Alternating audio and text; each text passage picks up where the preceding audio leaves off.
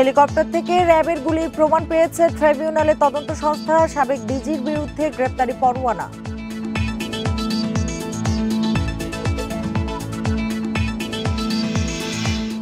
জুলাই গণহত্যায় জড়িতদের পুরস্কার নয় বলছে মন্ত্রণালয় ও বাংলা একাডেমি। পুরস্কার স্থগিত করায় ভুল স্বীকার।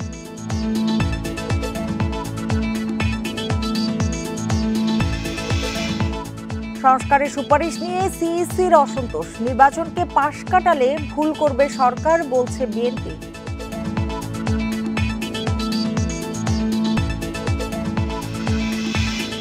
পুতুলের দ্বৈত নাগরিকত্ব সত্ত্বেও বিশ্ব স্বাস্থ্য সংস্থার প্রতিনিধিত্ব খতিয়ে দেখছে দুদক। চলছে দেশে ফেরানোর চেষ্টা।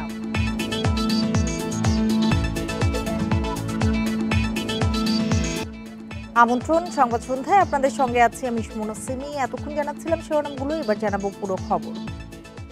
জুলাই আগস্ট আন্দোলনে র্যাবের হেলিকপ্টার থেকে গুলির প্রমাণ পেয়েছে আন্তর্জাতিক অপরাধ ট্রাইব্যুনালের তদন্ত সংস্থা। চিফ প্রসিকিউটর মোহাম্মদ তাজুল ইসলাম জানান, র্যাবের তখনকার ডিজি হারুনুর রশিদ এ নির্দেশ দেন। গণহত্যা মামলায় তার বিরুদ্ধে গ্রেপ্তারি পরোয়ানাও জারি করেছে ট্রাইব্যুনাল। রোববার ট্রাইব্যুনাল চেয়ারম্যান গোলাম মর্তুজার নেতৃত্বে ৩ বিচারপতির বেঞ্চ এ আদেশ দেন। ছাত্র জনতার আন্দোলনে গোটা দেশ যখন উত্তাল, তখন সাবেক আওয়ামী লীগ সরকারের নির্দেশে নির্বিচারে হত্যাযজ্ঞ চালায় আইন শৃঙ্খলা বাহিনী। হেলিকপ্টার থেকে গুলি ছোড়ার অভিযোগ ওঠে র্যাবের বিরুদ্ধে, যদিও পরে তা অস্বীকার করে বাহিনীটি। এবার সে অভিযোগের সত্যতা পেয়েছে ট্রাইব্যুনালের তদন্ত সংস্থা। গুলি করে হত্যার পরিকল্পনা ও বাস্তবায়নের পেছনে ছিলেন সংস্থাটির তৎকালীন মহাপরিচালক হারুনুর রশিদ। তাকে গ্রেপ্তারে পরোয়ানার আবেদন মঞ্জুর করেছে ট্রাইব্যুনাল। এই ছাত্র জনতাকে গুলি করে হত্যা করা, তাদের নির্যাতন করা এবং তাদের উপরে হেলিকপ্টার ব্যবহার করে এই ছাত্র জনতাকে নির্মূল করার জন্য যে পরিকল্পনা এবং পরিকল্পনা বাস্তবায়ন, সেটা তিনি করেছিলেন হারুনুর রশিদ তার অধীনস্থ অফিসারদেরকে ব্যবহার করে। এবং এই র্যাবকে ব্যবহার করে তিনি এত বেশি অপরাধ করেছেন যে এগুলো আমাদের তদন্ত সংস্থা ক্রমাগত এই তথ্যগুলো পাচ্ছেন। সেই তথ্যগুলো সংগ্রহ করে প্রাথমিক অবস্থায় তার ব্যাপারে যে তথ্যগুলো পাওয়া গেছে তার ভিত্তিতে তাকে গ্রেপ্তার করার জন্য প্রসিকিউশনকে তারা অনুরোধ জানিয়েছিলেন। তার ভিত্তিতে আজকে আমরা পিটিশন মুভ করেছি। আদালত তাকে গ্রেপ্তার করে এই ট্রাইব্যুনালে হাজির করার জন্য নির্দেশ প্রদান করেছেন। আন্দোলন চলাকালে ঢাকার আশুলিয়ায় ৬ ছাত্রকে হত্যার পর মরদেহ পোড়ানোর ঘটনায় 2 পুলিশ সদস্য মুকুল চোকদার ও উপপরিদর্শক মালেককে আনা হয় ট্রাইব্যুনালে। পরে দুজনকে একদিন করে জিজ্ঞাসাবাদের অনুমতি দেয় ট্রাইব্যুনাল। তারা সরাসরি এই লাশ পোড়ানোর ঘটনার সাথে সম্পৃক্ত। তো এই ব্যাপারে তথ্য উদ্ঘাটনের জন্য আমরা তাদেরকে জিজ্ঞাসাবাদের জন্য অনুমতি চেয়েছিলাম। আদালত তাদের একদিন করে জিজ্ঞাসাবাদের অনুমতি দিয়েছেন। 28শে জানুয়ারি মুকুলকে এবং 30শে জানুয়ারি মালেককে জিজ্ঞাসাবাদের জন্য আদালতের পক্ষ থেকে অনুমতি দেওয়া হয়েছে। জুলাই আগস্টের মানবতা বিরোধী অপরাধের অভিযোগে এ পর্যন্ত 96 জনের বিরুদ্ধে গ্রেপ্তারি পরোয়ানা জারি করেছে tribunal. Ikramul Kabir, independent news, Dhaka. Bangla academy পুরস্কারে মনোনীতদের নাম ঘোষণা করে আবার স্থগিত করায় ভুল স্বীকার করেছে সংস্কৃতি মন্ত্রণালয় ও বাংলা একাডেমি। উপদেষ্টা জানান, যারা জুলাই গণহত্যায় জড়িত তাদেরকে পুরস্কার দেওয়া হবে না।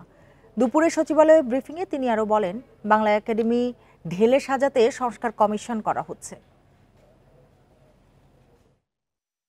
বৃহস্পতিবার বাংলা একাডেমি সাহিত্য পুরস্কার 2024-এর জন্য মনোনীত 10 জন কবি ও লেখকের নাম ঘোষণা করা হয়।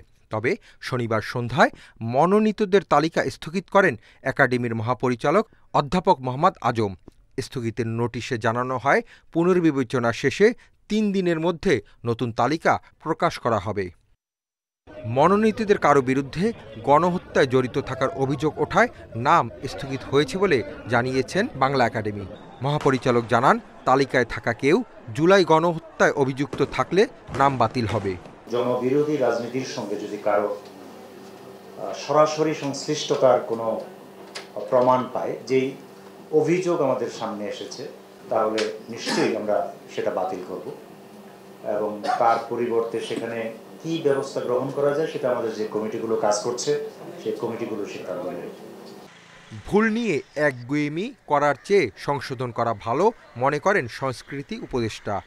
বাংলা একাডেমি পুরস্কারের নীতিমালা সংশোধন এবং সংস্কার কমিশন করা হচ্ছে বলে জানান তিনি। ভুল করে গোঁ ধরে বসে থাকার চেয়ে ভুল স্বীকার করে সংশোধন করাটা শ্রেয়, নাম্বার ওয়ান। দ্বিতীয়ত, একটা জিনিস যদি আপনি ওনার কথায় লক্ষ্য করে থাকেন, বাংলা একাডেমির পুরস্কার প্রদানের যে প্রক্রিয়াটা, এটাই অদ্ভুত একটা প্রক্রিয়া।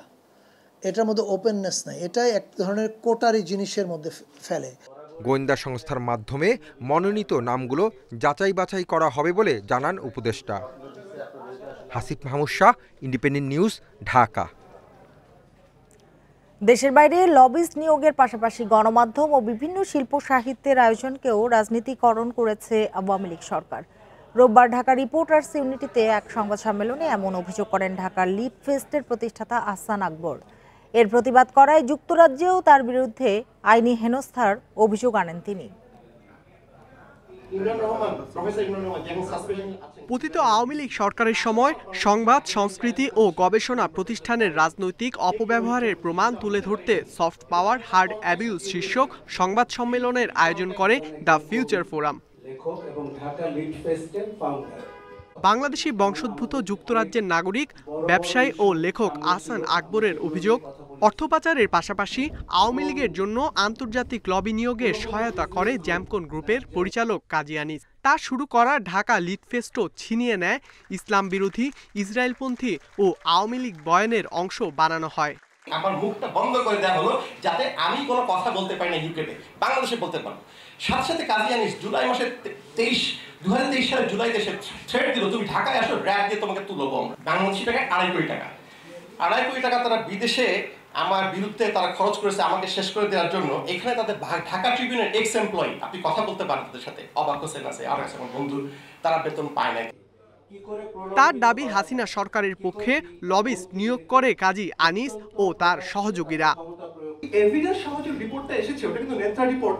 সেথ মিক্সন এবং কাজী আনিস আহমেদের লয়ারকে এবং তাদের এজেন্টকে প্রশ্ন করেছিল, তারা কোনো উত্তর দেয় নাই, কারণ তাদের উত্তর ছিল না সেখানে। দেশের মানুষের টাকায় গঠিত সিআরআই নানা গুজব ও বিদেশে প্রোপাগান্ডা ছড়াতে ব্যবহার করা হয় বলে দাবি করা হয় সংবাদ সম্মেলনে। এখানকার লেখক, সাহিত্যিক, বুদ্ধিজীবীদেরকে অনেকটা বাদ দিয়ে দলীয় বুদ্ধিজীবী, দলীয় লেখক, দলীয় সাহিত্যিকদেরকেও প্রচারণা করানো হয়েছিল। আমরা কাজী পরিবার বা জেমকনকে একটা ক্লাসিক্যাল কেস হিসাবে পেয়েছি। সিআরআই বলে আওয়ামী লীগের একটি প্রতিষ্ঠান ছিল, সেই প্রতিষ্ঠান প্রফেসর ইউনুসকে বিষোদ্গার করার জন্য রাষ্ট্রীয় অর্থ খরচ করেছে। এ সময় কাজী গ্রুপের মালিকানাধীন ইউলেবের ট্রাস্টি বোর্ড পুনর্গঠনের আহ্বান জানানো হয় সংবাদ সম্মেলনে। আমরা কিন্তু কাজী আনিসকে একটা ইকরামুল কবির, ইন্ডিপেন্ডেন্ট নিউজ, ঢাকা। সাবেক প্রধানমন্ত্রী শেখ হাসিনার মেয়ে সাইমা ওয়াজেদ পুতুলের দ্বৈত নাগরিকত্ব সত্ত্বেও বিশ্ব স্বাস্থ্য সংস্থার প্রতিনিধিত্বের বিষয়টি খতিয়ে দেখছে দুদক। সেই সাথে তাকে দেশে ফেরাতে কাজ করছে সংস্থাটি। দুপুরে দুদক কার্যালয়ে সাংবাদিকদের কাছে এ তথ্য বলেন সংস্থার মহাপরিচালক মোহাম্মদ আক্তার হোসেন। তিনি আরও বলেন, পুতুলের বিরুদ্ধে পাওয়া দুর্নীতির সব অভিযোগ তদন্ত করা হচ্ছে। নতুন করে সূচনা ফাউন্ডেশনের কর ফাঁকি ও অর্থ আত্মসাৎ হয়েছে কিনা সেটিও খতিয়ে দেখা হচ্ছে। অভিযোগ প্রমাণিত হলেই ব্যবস্থা নেওয়া হবে বলে জানান মোকাম্মেল হক।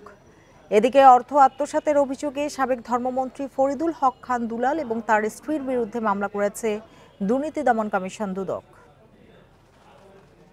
প্রধান নির্বাচন কমিশনার AM নাসির উদ্দিন বলেছেন, আওয়ামী লীগ জাতীয় নির্বাচনে অংশ নিতে পারবে কিনা তা নির্ভর করছে দলটির নিবন্ধন থাকছে কিনা তার উপরে। এছাড়া সংস্কার কমিশনের দেওয়া সুপারিশ নিয়ে প্রশ্ন তুলেছেন তিনি। বলছেন, যেখানে এমন কিছু প্রস্তাব রয়েছে যাতে কমিশনের স্বাধীনতা ক্ষুণ্ণ হবে। টানা 4 মাস ধরে 18টি ক্ষেত্রে প্রায় 150 সুপারিশ নির্বাচন কমিশনের জন্য দিয়েছে সংস্কার কমিশন। এর মধ্যে জবাবদিহির ক্ষমতা সংসদীয় কমিটিতে ন্যস্ত করা, সীমানা পুনর্নির্ধারণ ও ভোটার তালিকার জন্য স্বাধীন কর্তৃপক্ষ গঠনের মতো বিষয় আছে। তবে এসব প্রস্তাবের সঙ্গে দ্বিমত করেছেন খোদ প্রধান নির্বাচন কমিশনার। ইসি সচিবালয়ে RFID টকে অংশ নিয়ে তিনি বলেন, সংস্কার কমিশনের এসব সুপারিশ ইসির দায়িত্ব পালনে বাধা তৈরি করবে, ক্ষুণ্ণ হবে স্বাধীনতা। অনেকগুলো সুপারিশ আছে যেগুলো ইনকর্পোরেট করলে, অ্যাকসেপ্টেড হলে ইলেকশন কমিশনের স্বাধীনতা খর্ব হবে, নো ডাউট অ্যাবাউট ইট। যেমন আমাকে যদি পার্লামেন্টারি স্ট্যান্ডিং কমিটির কাছে যেতে হয়, তাহলে আমার স্বাধীনতা থাকবে কোথায়? জাতীয় নির্বাচন ডিসেম্বরে হলে প্রস্তুতি নিতে হবে অক্টোবরে। সংস্কারের জন্য বাড়তি সময় লাগলে তা কঠিন হবে বলেও মত সিইসির। এছাড়া স্থানীয় সরকার নির্বাচন আয়োজনে বছরখানেক লাগবে জানিয়ে তিনি বলেন, সেটি আগে করতে হলে প্রধান উপদেষ্টার দেওয়া সময়সীমায় জাতীয় নির্বাচন করা সম্ভব নয়। জুন মাসে তো ইলেকশন সাধারণত আমরা তো অতীতে দেখি নাই এরকম যে বর্ষাকালে ইলেকশন হতে। আইন কানুন বিধি বিধান এগুলা দ্রুত ফিক্স করে আমাকে কাজগুলা সমাধান করে যাতে অক্টোবরের যদি মানে ডিসেম্বরে যদি ইলেকশন হতে হয়, আমি সেটাই বলছি, হতে হয় তাহলে অক্টোবরের মধ্যে যাতে আমি প্রস্তুতি নিতে পারি সেরকম ব্যবস্থা করতে হবে। আগামী নির্বাচনে আওয়ামী লীগ অংশ নিতে পারবে কিনা এই প্রশ্নে সিইসি বলেন, তা নির্ভর করছে শেষ পর্যন্ত দলটির নিবন্ধন থাকে কিনা। তবে সে সিদ্ধান্ত কমিশনের নয়, আসতে হবে জাতীয় ঐক্যমত্যের ভিত্তিতে রাজনৈতিকভাবে। শিডিউল ডিক্লেয়ার আগ পর্যন্ত কতটা পার্টি রেজিস্টার্ড থাকে আমরা দেখতে চাই। পলিটিক্যাল ডিবেট চলছে, ওই আওয়ামী লীগ নিয়ে অনেক পলিটিক্যাল ডিবেট চলছে, এই ডিসিশনটা ইসি নেবে না, সুতরাং এটা রাজনৈতিকভাবেই হয়তো ওনারা সিদ্ধান্ত নেবে না। জাতীয় নির্বাচন আয়োজনে আইন শৃঙ্খলা বাহিনীর গুরুত্বের কথা তুলে ধরে প্রধান নির্বাচন কমিশনার জানান, অনিয়ম রুখতে সামনে থাকতে হবে জনগণকে, প্রয়োজনে কাজে লাগানো হবে বিএনসিসিকে। Mahmudul Hasan, independent news, Dhaka. নির্বাচনকে পাশ কাটিয়ে ভিন্ন পথে গেলে অন্তর্বর্তী সরকার বড় ভুল করবে বলে মন্তব্য করেছেন বিএনপি নেতা আমির খসরু মাহমুদ চৌধুরী। আরেক নেতা হাফিজ উদ্দিনের দাবি, নির্বাচনের কথা আসলে উপদেষ্টাদের চেহারার দিকে তাকানো যায় না। রোববার রাজধানীতে আলাদা অনুষ্ঠানে এসব কথা বলেন তারা। সম্প্রতি নির্বাচন ইস্যুতে সরগরম রাজনৈতিক অঙ্গন। বিএনপি ও সরকারের কয়েকজন উপদেষ্টার পাল্টাপাল্টি মন্তব্যের সাথে যোগ হয় অন্তর্বর্তী সরকারের নিরপেক্ষতার প্রশ্নও। বিএনপি মহাসচিব নিজেই সামনে আনেন এই প্রসঙ্গ। বেশ কিছু বিষয়ে অন্তর্বর্তী সরকার নিরপেক্ষতা পালন করতে পারছেন না।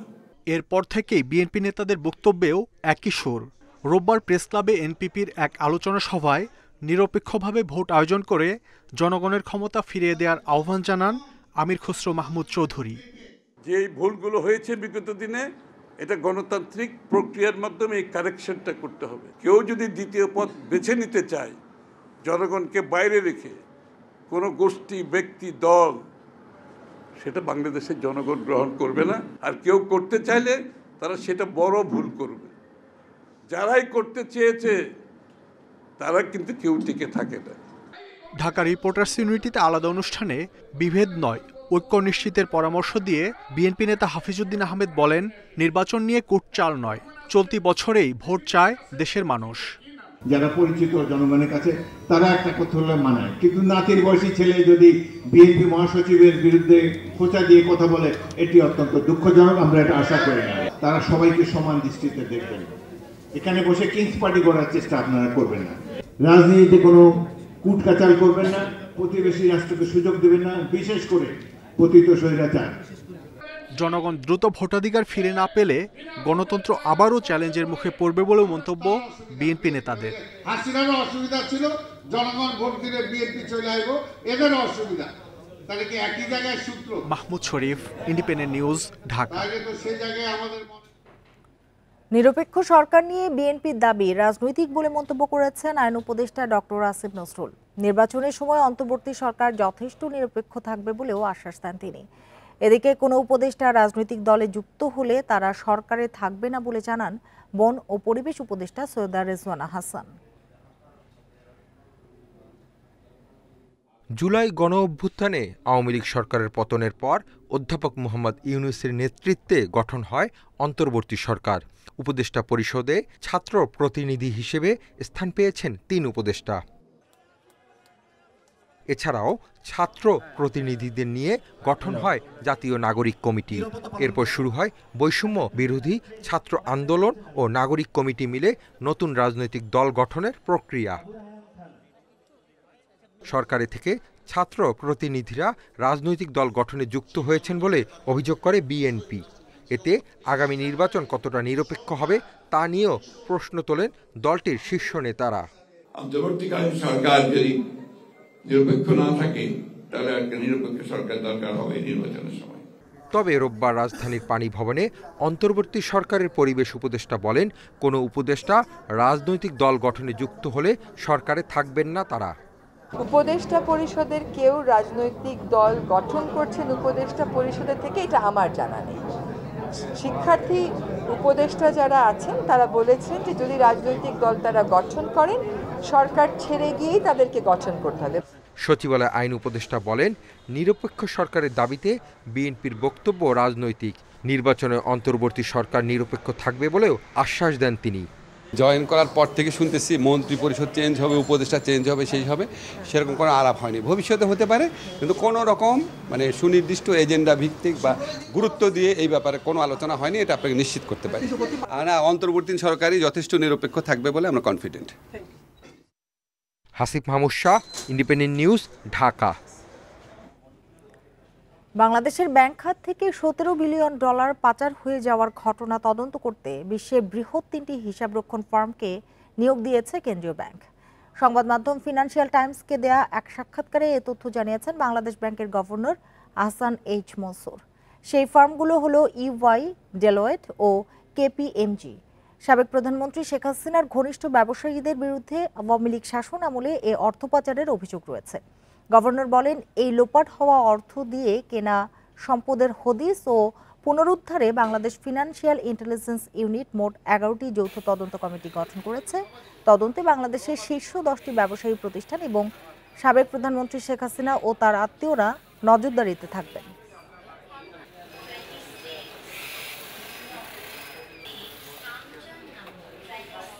ভারতের ভিসা পেতে জটিলতার কারণে বাংলাদেশি রোগীদের চিকিৎসার জন্য বিকল্প হিসেবে চীনের কুনমিংকে ভাবছে সরকার। এজন্য দেশটিতে ভিসা প্রক্রিয়া সহজ করা ও ফি কমানোর আহ্বান জানিয়েছে ঢাকা। চীন সফর শেষে পররাষ্ট্র মন্ত্রণালয় ব্রিফিংয়ে এই কথা জানান উপদেষ্টা। এছাড়া তিব্বতে ব্রহ্মপুত্রের উপর বাঁধ নির্মাণ নিয়ে বেইজিংকে আনুষ্ঠানিক উদ্বেগ জানিয়েছে ঢাকা। উপদেষ্টা আরও বলেন, বাংলাদেশিদের চিকিৎসার জন্য কুনমিংয়ের কয়েকটি হাসপাতালের সাথে আলোচনা চলছে। এছাড়া রাজধানীর পূর্বাঞ্চলে বিশেষায়িত হাসপাতাল স্থাপনের জন্য চীনকে প্রস্তাব দেওয়া হয়েছে। তৌহিদ হোসেন বলেন, ঋণ পরিশোধের মেয়াদ বৃদ্ধির বিষয়ে ইতিবাচক সাড়া দিয়েছেন চীনের পররাষ্ট্রমন্ত্রী, তবে সুদের হার কমানোর বিষয়ে আলোচনা চলছে। তিস্তা প্রকল্প বা প্রধান উপদেষ্টার চীন সফর নিয়ে এবার আলোচনা হয়নি বলেও জানান পররাষ্ট্র উপদেষ্টা। বলেন, বিশ্বের সব দেশের জন্যই মার্কিন সহায়তা স্থগিত করা হয়েছে। যুক্তরাষ্ট্রের নতুন সরকার আসার পর এমন সিদ্ধান্ত প্রত্যাশিত ছিল বলে জানান তৌহিদ হোসেন।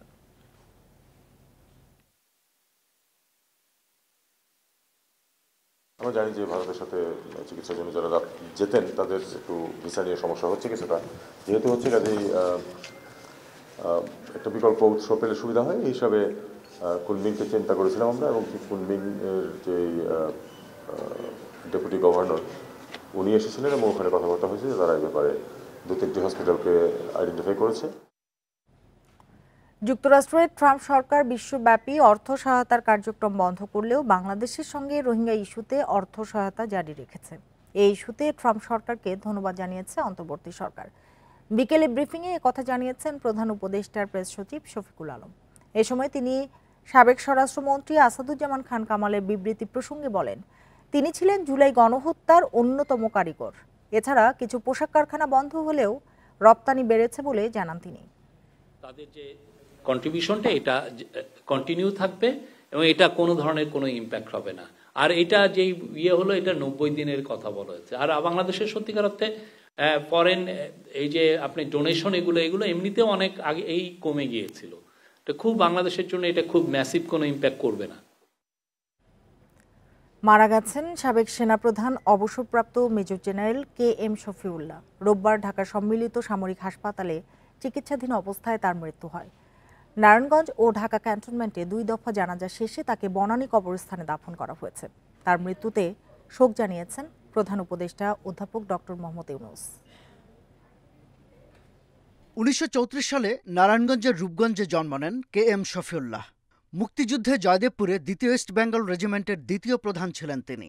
শুরুতে ছিলেন 3 নম্বর সেক্টরের কমান্ডার, পরে 3টি নিয়মিত আর্মি ব্রিগেডের এস ফোর্সের নেতৃত্ব দেন।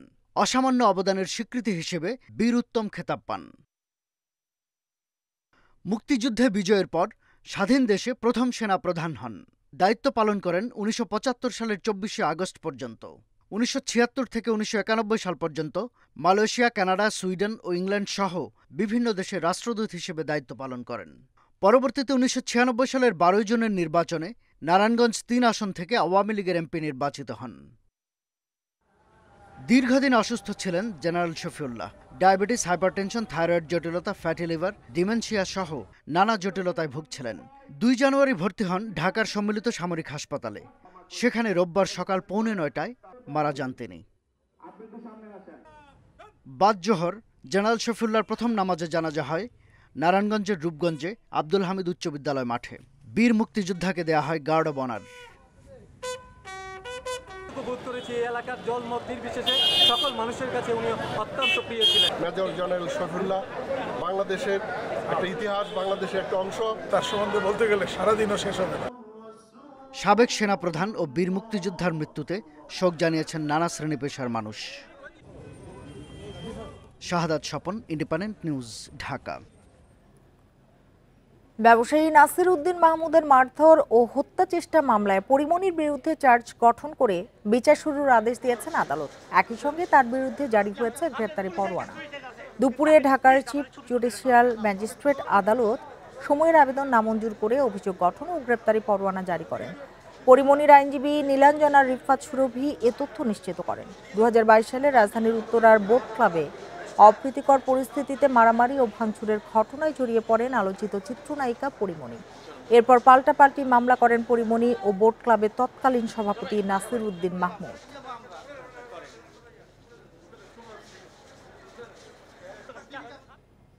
আর এই ছিল এখনকার সংবাদে। ইন্ডিপেন্ডেন্ট টেলিভিশনের সব খবর আরো বিস্তারিত জানতে চোখ রাখুন ফেসবুক, ইউটিউব এবং এক্সে। ধন্যবাদ সবাইকে এতক্ষণ সাথে থাকার জন্য।